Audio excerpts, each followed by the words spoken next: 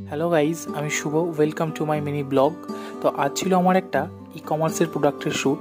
আর ই কমার্সের শ্যুটের জন্য যেহেতু লাইটটা খুবই ইম্পর্ট্যান্ট, তাই আমি এখানে আমার লাইটের স্ট্যান্ডটাকে একটু সেট আপ করে নিচ্ছি। আর লাইটের স্ট্যান্ডটা সেট আপ করে নেওয়ার পর আমি লাগিয়ে নিলাম ফ্ল্যাশ লাইট লাগানোর ক্লিপটা। ফ্ল্যাশ লাইট লাগানোর ক্লিপটা ঠিকঠাকভাবে টাইট দিয়ে আমি তারপরে আমার ফ্ল্যাশ লাইটটা লাগিয়ে নিলাম।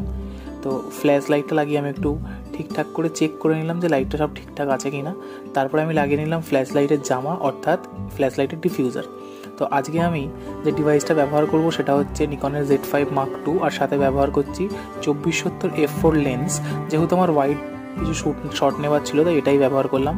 তো এখানে আমি আমার বন্দুক নিয়ে রেডি। তো এতে জাস্ট গুলি ভরবো, অর্থাৎ মেমোরি কার্ড ভরবো, আর শ্যুট শুরু করে দেবো।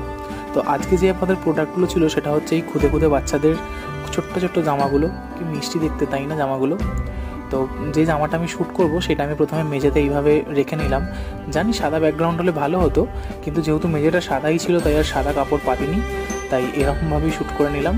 তো প্রথমে আমি কিছু ওপর থেকে হোয়াইট শট নিয়ে নিলাম। হোয়াইট শট নিয়ে নেওয়ার পরে আমি কিছু জুম করে কিছু ক্লোজ শট ছোটোখাটো দেখে নিয়ে নিলাম। তো এটা ছিল আমাদের সেকেন্ড জামা।